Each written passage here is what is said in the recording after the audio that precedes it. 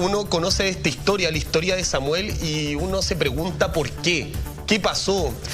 Falló el sistema judicial. Samuel estuvo 2 años, casi 2 años en la cárcel y resultó ser inocente. Samuel ahora está tratando de salir adelante con lo que puede. El 2016 quedó en libertad y todavía está tratando de poder rehacer su vida. Destacar que los autores de la muerte lamentable de esta menor en el año 2014 todavía no se sabe absolutamente nada, y eso es lo más terrible, eso es lo más paradójico también. Yo estoy acá con el abogado Humberto Sánchez de la Defensoría Penal Pública y estoy con el protagonista de esta noticia, con don Samuel López. Samuel, bueno, ayer estuvimos conversando harto rato, grabamos la nota, muchas gracias por estar con nosotros. Y el año 2016, tú saliste ya de la cárcel, quedaste libre. ¿Cómo han sido estos últimos años para ti? Aunque tú no lo creas, ha sido meramente terrible.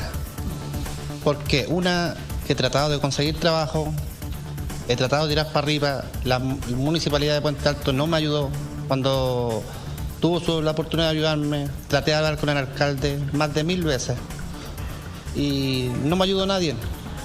Y ahora hace poquito nomás que me cambié a vivir a La Pintana y la señora alcaldesa de La Pintana me está ayudando con el asunto de la patente para poder trabajar, pero eso ya ha pasado mucho tiempo. Samuel. Muchachos, lo que decía el abogado en la nota, esto se gestó, y es lo más terrible también de todo esto, se gestó por un rumor de almacén, por un rumor de barrio. La vecina de usted, don Samuel, dijo que usted había disparado esta arma y de ahí empieza a escalar todo hasta llegar a una prisión preventiva y estuviste 2 años en la cárcel. ¿Por qué tu vecina te acusa? Por los supuestos rumores de almacén. Porque ella dice que alguien le dijo que es un rumor, que me habían visto a mí disparar, y ella declaró eso ante la PDI. Después dice que a ella la forzaron la PDI y eso nunca, hasta el día de hoy no entiendo por qué ella me acusó a mí. ¿Por qué? ¿Con qué fin? ¿Con qué fin me destruyó la vida a mí? Samuel. Hasta el día de hoy no me lo puedo explicar. ¿Cómo estás, Samuel? Por acá, Eduardo de la Iglesia. La verdad es que tu historia nos tiene consternados porque es una historia de pura injusticia. Injusticia primero para la familia de esta pequeña, que no sabe quién le quitó la vida a esa menor de edad. Injusticia para ti, que te quitaron 2 años y que desde que te liberaron en el 2016 hasta el día de hoy no puedes volver a enreglar tu vida. Injusticia porque el Estado, a través de sus instituciones, dame un segundo, a través de sus instituciones que tienen que ejercer la justicia, ejercen la injusticia y que tampoco se encargan de volver a arreglar tu vida. Porque tú trabajabas, pagabas tus cuentas, tenías una vida relativamente de esfuerzo y normal. Resulta que hoy día no te cuesta muchísimo, te cambias de comuna, en La Pintana la alcaldesa Pizarro te está ayudando de alguna manera. ¿Contra quién tú hoy día apuntas los dardos? ¿Quién crees que te robó 2 años de tu vida? Punto 1, la señora Gemma Fuenzalida. Tu vecina. Y punto 2, mi vecina. Y punto 2, el Ministerio Público, que a mí me acusó en primera instancia que yo era el autor de los disparos y siempre me acusaron como el asesino de la niña. Caso que nunca fue. Yo siempre le expliqué a toda la gente, nadie me creía. Exacto. Y gracias a eso, gracias al fiscal Fernando Soto Acuña, que siempre me acusó como el asesino de la niña, yo le dije que yo soy inocente, que está muy equivocado. Nadie me creyó. Nadie. La única que me creyó fue la señorita Yasmina Herrera. Samuel, mi abogada. Abogada, hoy día estás acompañado por otro abogado y nos gustaría también consultarle a él, a Humberto Sánchez, el abogado, respecto a cuáles fueron los errores garrafales que se cometieron en esta investigación. Bueno, en primer lugar, un poco solidarizar y compadecer la situación que vivió don Samuel, que es una situación que ocurre con relativa frecuencia en nuestro sistema penal, producto de errores que se pueden producir en distintos ámbitos de una investigación.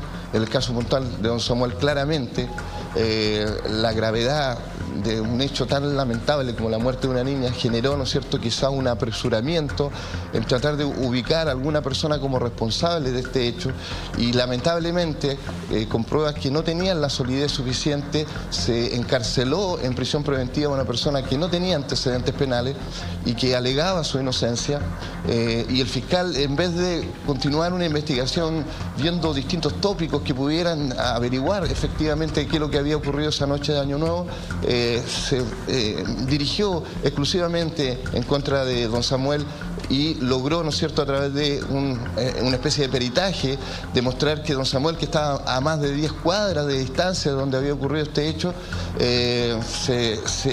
podría ser responsable de haber disparado al aire en circunstancias que don Samuel estaba en su casa, que se le hicieron pruebas de nitrito que demuestran efectivamente si tenía rastros de pólvora en sus ropas o en sus manos. ¿No se le hizo esa prueba? Nada de eso pudo dar un resultado positivo. No se encontraron armas, no se encontraron municiones en la casa de don Samuel. Entonces, evidentemente, la presunción de inocencia aquí se invirtió y lamentablemente, como ocurre en muchos casos, se encarceló a una persona sin tener mayores antecedentes y bueno, quedó claro posteriormente en el juicio que lo absolve categóricamente en 2 oportunidades. Abogado, yo le preguntaba por los peritajes porque claro, lo primero que uno piensa es si se le está acusando de disparar un arma, claro, en la ropa, en las manos, tiene que haber tenido pólvora. Si esos peritajes se realizaron y salieron negativos, ¿en qué se basa el fiscal o en qué peritaje, más allá del comentario de la vecina, se basa el fiscal para asegurar de que Samuel es el culpable? Bueno, nosotros en la iniciativa Proyecto Inocentes de la Defensoría Penal Pública tenemos estudiadas las causas de error, que además corresponden a causas de error de carácter internacional. Una de ellas es la mala ciencia pericial. Entonces, la Fiscalía encarga un peritaje donde supuestamente, a través de algún tipo de estudio que no tenía ninguna posibilidad de verificación científica, una persona que está ubicada a 10 cuadras de distancia, si hubiera levantado su mano y hubiera disparado al aire, esa bala hubiera podido llegar al lugar donde supuestamente, o donde llegó lamentablemente y falleció la niña. Pero este peritaje no consideraba cuestiones tan importantes como las condiciones atmosféricas, el viento, las circunstancias, digamos, de la altura que puede haber alcanzado ese proyectil, en fin. O sea, realmente un peritaje que carecía de toda seriedad. De hecho, fue absolutamente desestimado por el tribunal, y esto demuestra en el fondo de que cuando se pretende, ¿no es cierto?, investigar sin tener el sesgo de objetividad, claro, se pueden cometer errores. Llamados, y los casos que tenemos en nuestra iniciativa en el fondo representan este tipo de situaciones. Nosotros queremos tener un mejor sistema de justicia.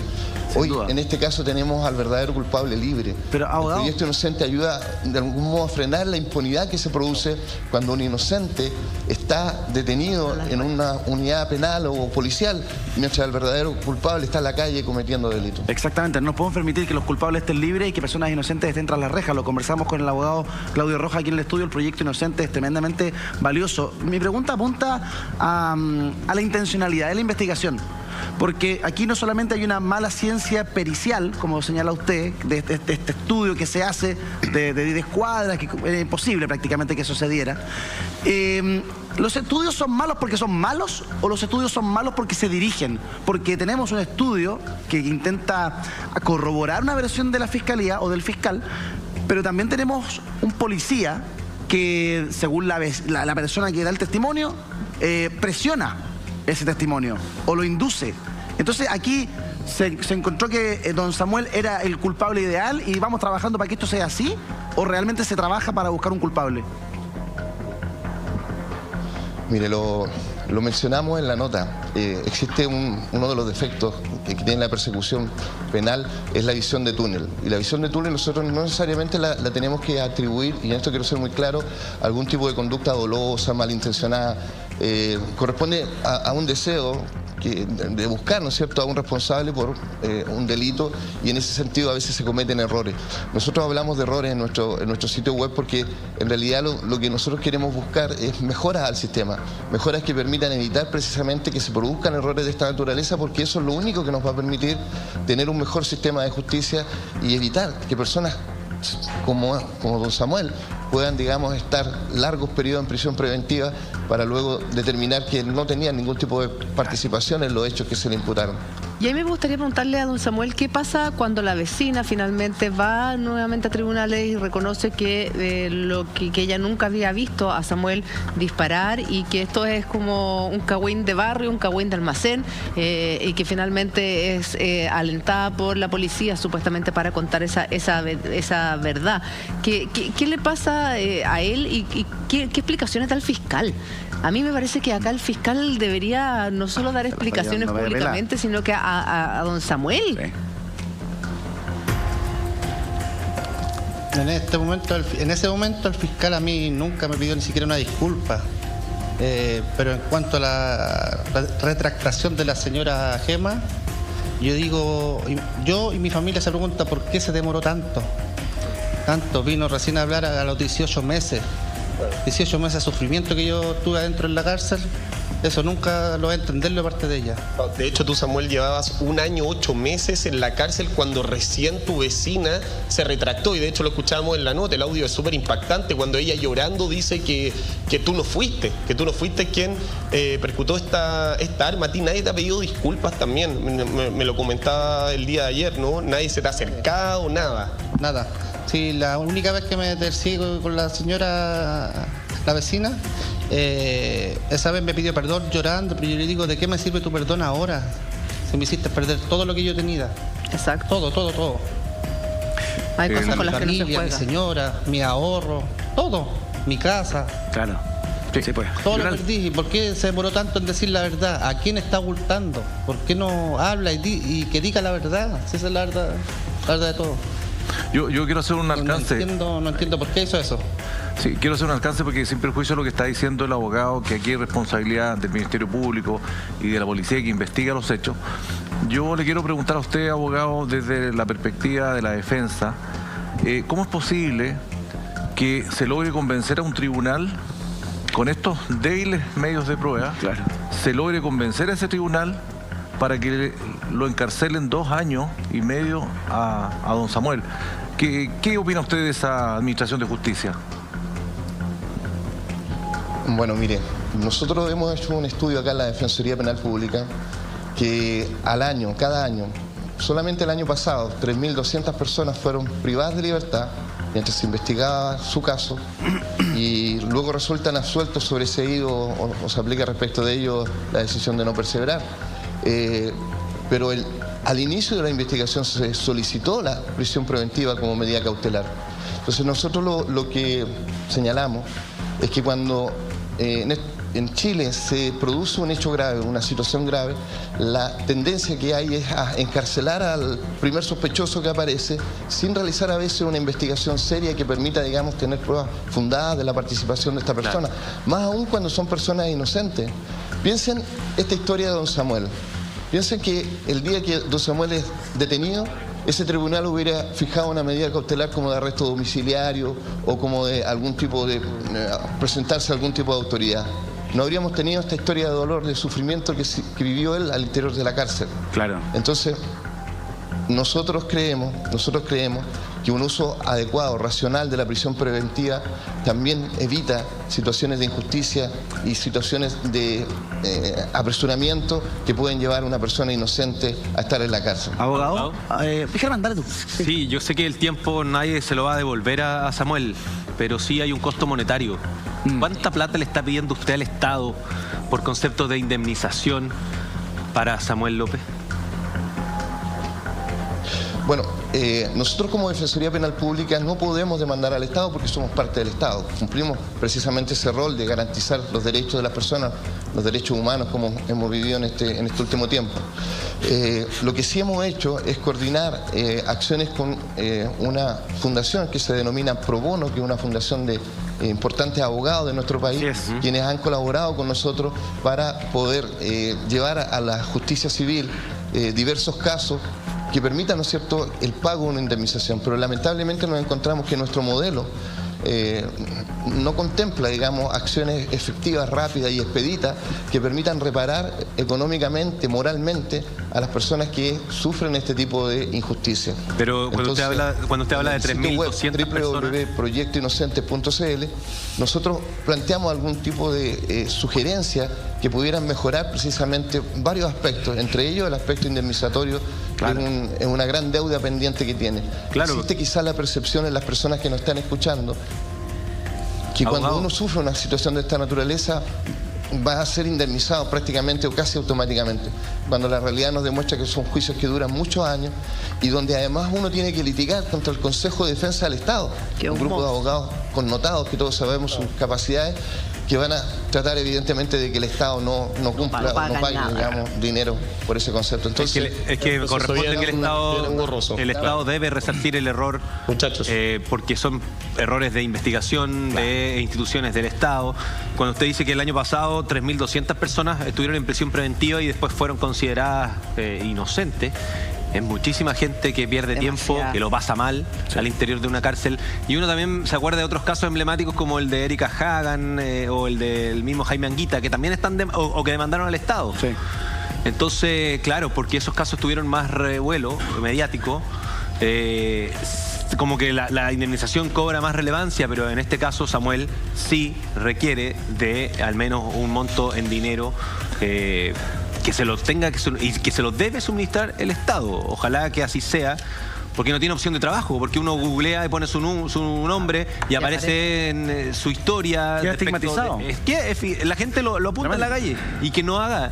Ojalá que la gente que no haga eso, que la gente le dé un abrazo y que lo apoye, más que lo apunte con el dedo y que lo mire con desconfianza. Porque es muy valiente lo que está haciendo hoy día Samuel, de contar su historia, de relatar lo que incluso vivió en la cárcel con estas golpizas y con haber tenido que pagar incluso por seguridad para poder subsistir casi 2 años que estuvo siendo absolutamente inocente. Esperemos que toda esta historia suya, Samuel, sirva para que se investigue quién es el culpable real de ese crimen y que esa persona sí caiga en la cárcel y pague por haberle arrebatado la vida de tan solo 7 años a esta pequeñita y a esta familia que también lo ha pasado realmente mal con esta pérdida. Le mandamos un beso gigante, Samuel. Esperamos que este 2020 venga cargado de buenas cosas.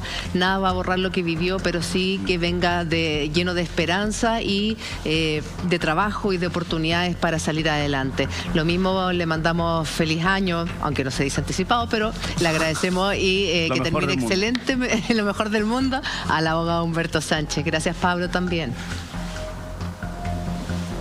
Ya, muchas gracias a ustedes también por darme este tiempo de decir algo. Y sabes que ayer me llamó don Francisco Gaete para ofrecerme trabajo en un restaurante de maestro cocina. Mire. Bien. En Los Barnechea. Y yo le acepté su propuesta. Bien. Y su marca se llama Angustería. Buena. Así que le agradezco mucho a don Francisco y voy a trabajar con él. Con buenas noticias partiendo el 2020. Muchas gracias, Parece Samuel. fantástico. Muchas gracias, abogado.